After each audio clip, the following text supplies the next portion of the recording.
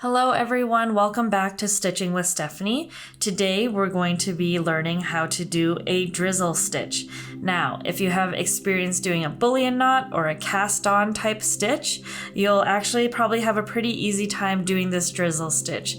It's a fun, pretty dimensional type of stitch, and you can make it as long as you want to or as short as you want to. It's great for putting in the center of flowers or using it as hair or little toppings. So let's get straight into it. Today we have our merino wool fabric and I have my embroidery needle today. You'll want to make sure you're using a longer needle. That's a milliner's needle. Sometimes it's labeled as a straw needle because it's the same diameter from the eye to throughout the shaft. So that will make it a lot easier to do your wrapped stitches and you won't be putting as much strain on your hand. As for the thread, today we're using WonderFil Eleganza number 8 pearl cotton in the color 1072. Anytime that I'm putting a lot of thread into one stitch, I always love using these types of variegated threads. I feel like it just adds like a little bit more interest into the final stitch. So this is the one that we're going with today. We chose a bit of a darker background, so hopefully that helps you see what I'm doing here. And as an extra bonus that would help you do this stitch, whether you're doing it in a hoop or if you're doing it on kind of like a loose piece of fabric like this piece of wool, I actually always like to grab my needle case and put it underneath like this, and I'll show you exactly why in a second here. But if you have some sort of pin cushion or something where you can put the needle in like this and it'll stay, that will be actually quite helpful for this stitch. So let's get started. First, I'm just going to pick the spot where I want my drizzle stitch to be. So I'm just going to put it right in the center of this fabric here and pull it through. Now, this is kind of where we introduce the needle case or the pin cushion, whatever you can kind of stab your needle into and it'll stay nice and put. I'll put it underneath, and I actually use this for making French knots too. I find it a little bit easier. And the next step will be to actually unthread this needle like this. So now you just have your embroidery needle. You're going to actually put it right kind of next to where you came up. Not the exact same spot, but right next to. Hopefully you guys can see right there. All right, so since we've stabbed it into the pin cushion, it's staying nice and steady. And this is kind of the hand motion that you would want to do when you're doing your drizzle stitch. So I kind of use my thumb, I go under, and I create a loop like this, and then I twist it and put it around like this. All right, and when you kind of have a rhythm on how you can put this in, it makes it a little bit faster. I'm trying to make sure that you guys can get a good angle on this. Perhaps I can hold it like this as well so you can see. I'm just grabbing a loop, twisting it, and hooking it onto my needle. So we're just gonna grab the thread, make a twist like this, and then hook it onto the needle. And you're just going to pull it. You don't want it super, super tight, but just enough tension so all of the wraps look quite even.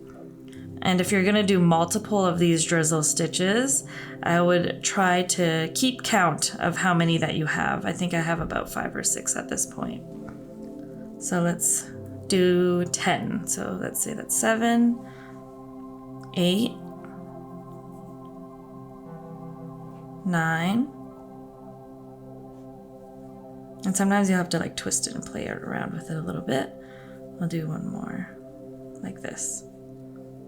All right, so this is kind of like the length of my drizzle stitch. Keep in mind, once we pull it through, this is actually gonna shrink quite a bit. So let's actually make it a little bit longer. I'm just gonna put 5 more on. 1, 2, 3, 4, oops, 5. All right. So there we go. You can kind of see how much longer this stitch got. Now, the next thing that you're going to want to do is actually rethread your eleganza back through the needle. So let me quickly do that off camera and then we'll go on to the next step. All right, so I quickly threaded the needle just as usual off camera like this. And now we can actually lift the needle off the pin cushion so it's actually still coming through the back like this. I personally like to pinch or hold on to my wrapped stitches just so nothing comes loose, and you can push the needle through. So just take your time because sometimes the twists might want to knot up a little bit. And this is kind of the drizzle stitch without any tension. But as I pull a little bit more, you can see it kind of shorten up there, and it'll typically want to twist a little bit like this. So there's our first drizzle stitch. And if you want it shorter or tighter, you just pull on your thread in the back to make it as tight or as loose as you want. If you want it a little bit looser, you can kind of keep it like this, and you can continue and make more drizzle stitches, or you can just end it by tying a little bit of a knot in the back.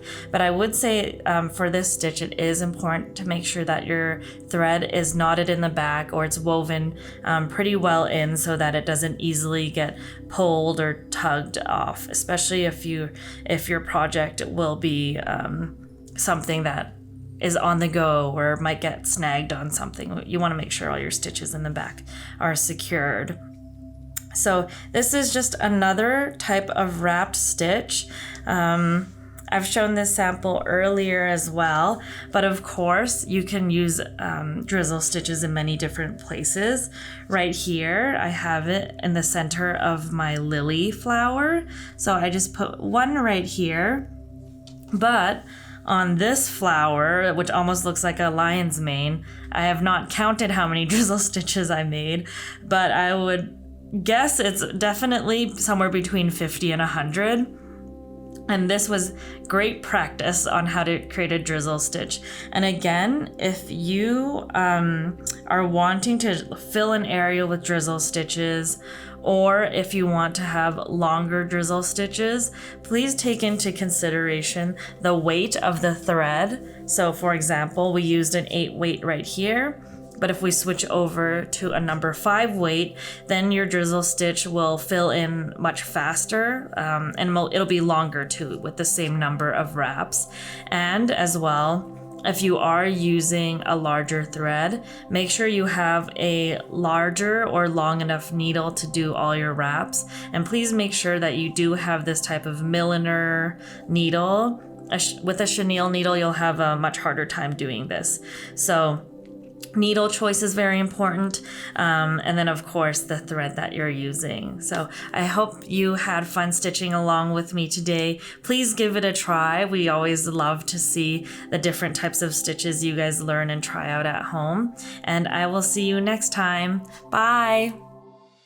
Thanks for watching, and if you enjoyed this video, don't forget to like and subscribe for more great tips, tricks, and tutorials. You can also sign up for our weekly newsletter to get the first look at free projects, sewing tips, and inspiring tutorials delivered right to your inbox. Check out the description box below to sign up, as well as find a list of stores and retailers that you can purchase WonderFil threads from in your country.